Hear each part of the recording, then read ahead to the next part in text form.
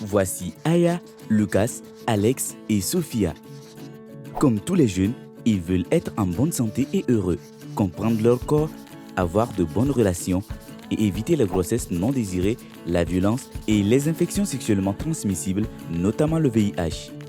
Pour cela, ils ont besoin de recevoir à l'école une éducation complète à la sexualité et ECS de qualité. Mais comment y parvenir? Il faut des mesures politiques, des programmes d'enseignement, des enseignants bien formés et un environnement favorable. Les pays n'en sont pas tous au même stade dans l'accès de tous les apprenants à une éducation sexuelle adaptée à l'âge et sensible à la dimension de genre. Certains pays sont sur le point d'atteindre ces objectifs, d'autres sont à la traîne. Aya vit dans un pays où l'éducation sexuelle est obligatoire. Environ 85% des pays disposent de politiques, de lois ou de cadres juridiques qui soutiennent la mise en œuvre de programmes d'éducation sexuelle. C'est un bon début, mais cela ne signifie pas que l'éducation complète à la sexualité est toujours de bonne qualité, ni même qu'elle est vraiment dispensée. Lucas vit dans un pays où les enseignants reçoivent une formation spécifique et se sentent à l'aise pour traiter ces sujets en classe. Mais ce n'est pas le cas de tout le monde. Dans de nombreux pays, les enseignants disent manquer de connaissances, de compétences et d'assurance pour enseigner l'ECS. Les jeunes disent avoir besoin d'une éducation sexuelle, mais sont déçus par sa mise en œuvre. Seul 1 sur 3 est satisfait de l'éducation sexuelle reçue dans son école. À l'autre bout du monde, Alex suit un cours d'éducation sexuelle.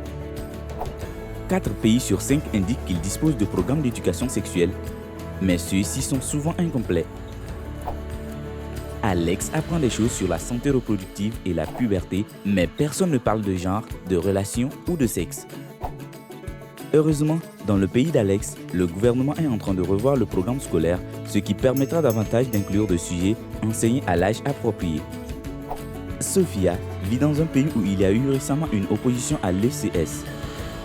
C'est une source d'inquiétude, mais les différents acteurs se sont réunis pour s'assurer que le programme scolaire soit adapté au contexte local et pour aider les habitants à comprendre les effets positifs de l'éducation sexuelle. Avec le soutien des parents et de la communauté, Sophia pourra bientôt accéder à l'ECS.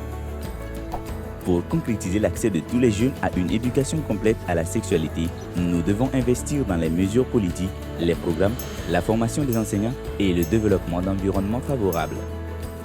Cela permettra aux pays de progresser dans leur cheminement vers l'intégration de l'ECS. Alors seulement Aya, Lucas, Alex et Sophia auront les compétences et connaissances dont ils ont besoin pour vivre un avenir sain et heureux.